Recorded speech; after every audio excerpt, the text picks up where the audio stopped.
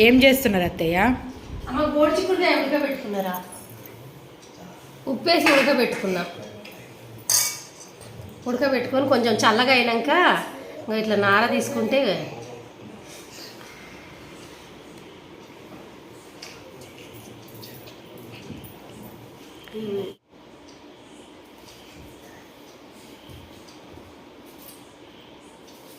గంట సేపు ముందు నానబెట్టుకున్న పప్పు అమ్మ శుభ్రంగా 2 సార్లు కడుక్కొని వాటర్ పోసుకుంటాం.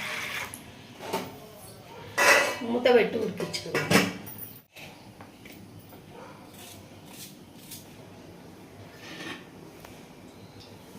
అమ్మ జీలకర్రను ఆవాలమ్మ ఉడుకుతుందమ్మా. ఇదంతా వేయను నేను, కొంచెం సగం వేసుకుంటే ఇలా పప్పు.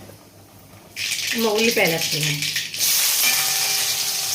అమ్మ ఇది ఉడకబెట్టుకొని నార తీసుకొని పెట్టుకున్నమ్మా. కొంచెం అల్లం వేస్తాను, పసుపు,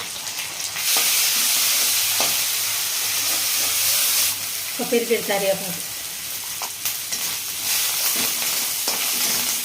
అమ్మ గోడ్చిక్కుళ్ళు వేస్తున్నాం.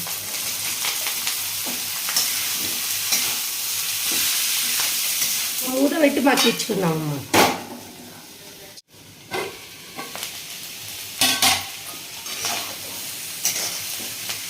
అప్పుడప్పుడు కలుపుతూ మగ్గించుకోవాలమ్మా.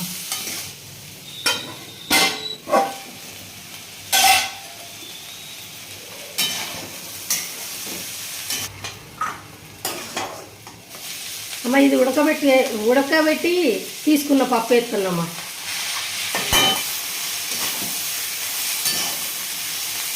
మూత పెట్టుకున్నాము.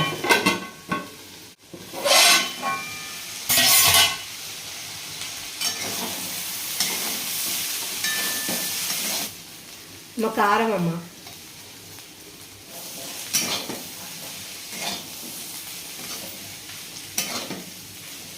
చిక్కుళ్ళు ఉడకబెట్టుకునేటప్పుడు ఉప్పు వేసుకున్నామా, చూసేసుకున్నాం.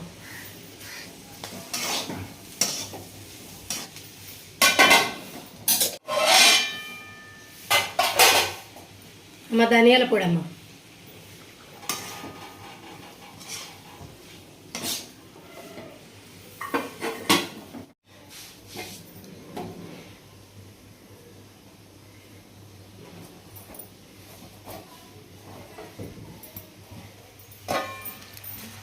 అయిందమ్మ కూర ఆపేస్తున్నా. ఎంతో రుచిగా ఉండే గోడ్చిక్కుళ్ళ శనగపప్పు గోడ్చిక్కుళ్ళు చాలా బాగుంటుంది. మీరు ఇలా ఒకసారి ట్రై చేసి చూడు. తినని పిల్లలు కూడా తింటారు తల్లి. నార అనేది పంటి కింద తాకదు, చాలా బాగుంటుంది.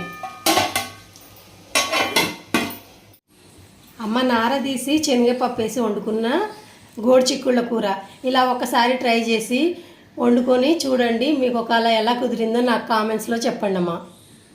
వీడియో నచ్చితే లైక్ చేయండి.